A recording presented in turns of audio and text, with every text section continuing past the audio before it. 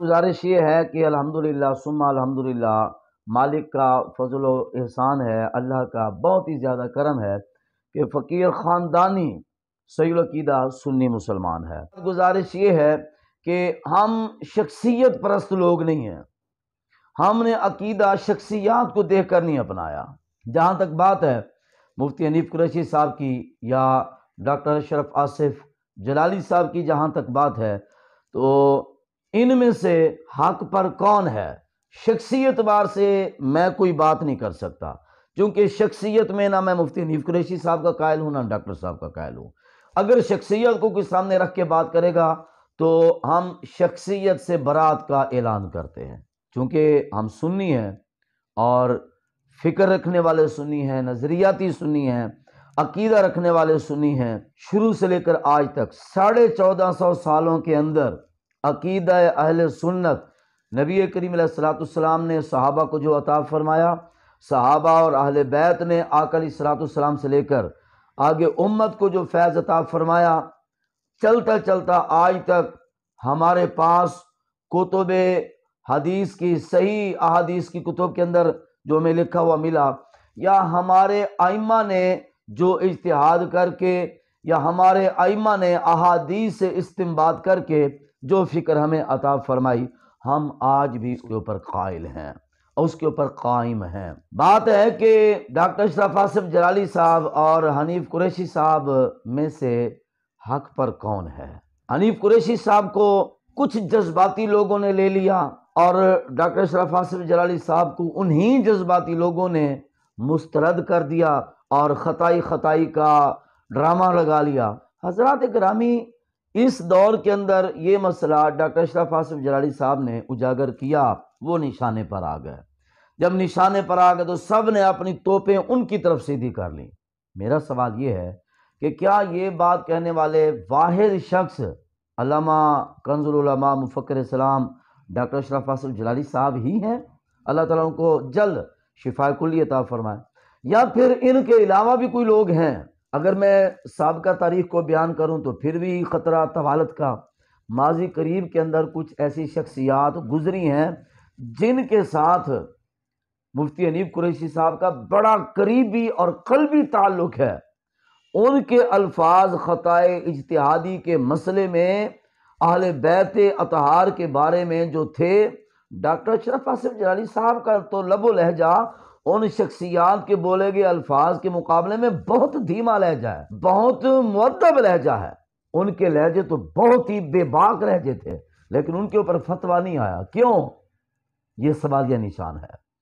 اور جس وقت سن 2020 میں ڈاکٹر اشرف آصف جلالی صاحب نے یہ بات شروع کی، اس وقت بھی اس بات کے قائل اکیلے ڈاکٹر صاحب کی بلا نہیں تھے۔ میں آپ حضرات کے سامنے ایک حوالہ رکھنا چاہتا ہوں۔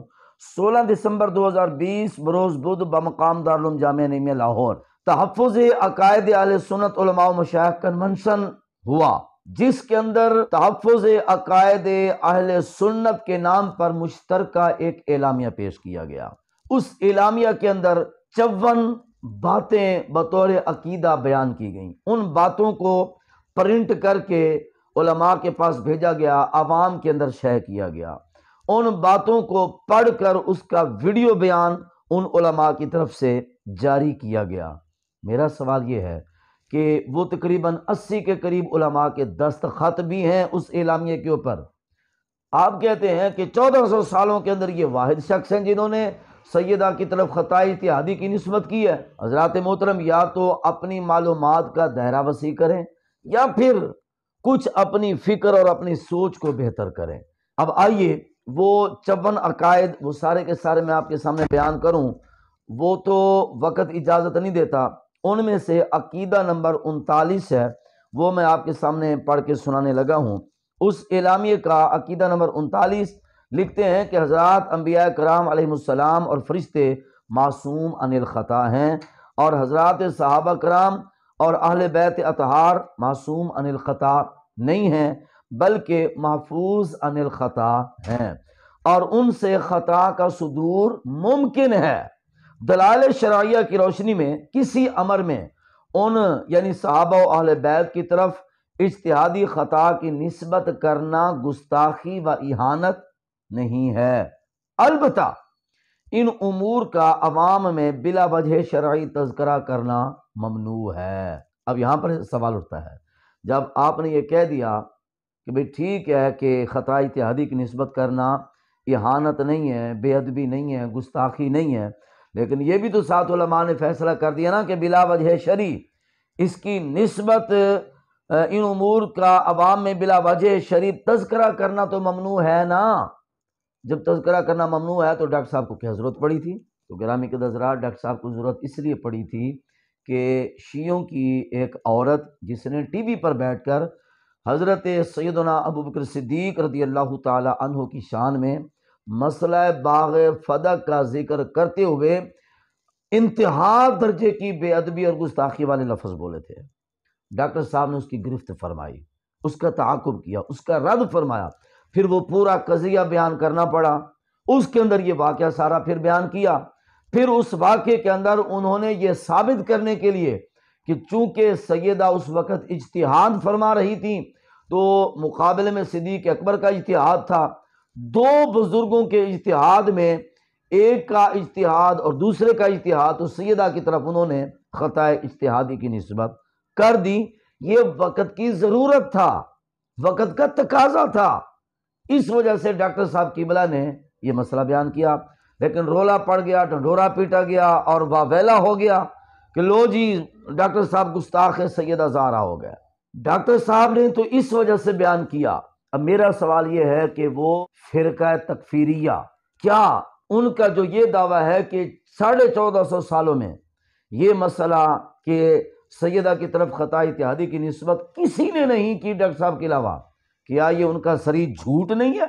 دوسری بات کہ جن لوگوں نے خطا اجتہادی کی نسبت نہ صرف یہ کہ سیدہ کی طرف کی، بلکہ انہوں نے مطلقاً یہ فیصلہ کر دیا کہ ان مقدس شخصیات کی طرف خطا اجتہادی کی نسبت کرنا اہانت و گستاخی نہیں ہے، یا تو پھر آپ نے یہ عقیدہ اپنا لیا کہ ان لوگوں کی طرف آپ نے گستاخی کا فتویٰ صادر نہیں کیا، یا اگر عقیدہ نہیں اپنایا تو پھر یہ توپوں کے رخ جو ڈاکٹر صاحب کی طرف ہیں وہ ان کی طرف کیوں نہیں؟ یہ سوال ہے۔ اس کے بعد ہم ڈاکٹر صاحب کے ساتھ ہیں یا ہم حنیف قریشی صاحب کے ساتھ ہیں؟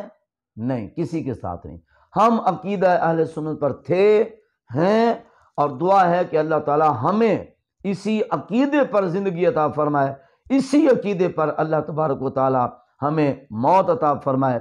اور اس کے ساتھ ساتھ کہ ڈاکٹر صاحب نے تو صرف خطا اجتہادی کی نسبت کی جو میں نے آپ کے سامنے بیان کر دیا، اور میں آپ کے سامنے یہ بھی بیان کرتا چلوں کہ اس کی حمایت کرنے والے 80 علماء ہیں، ان میں سے صرف 6 علماء کا نام میں آپ کے سامنے لیتا ہوں۔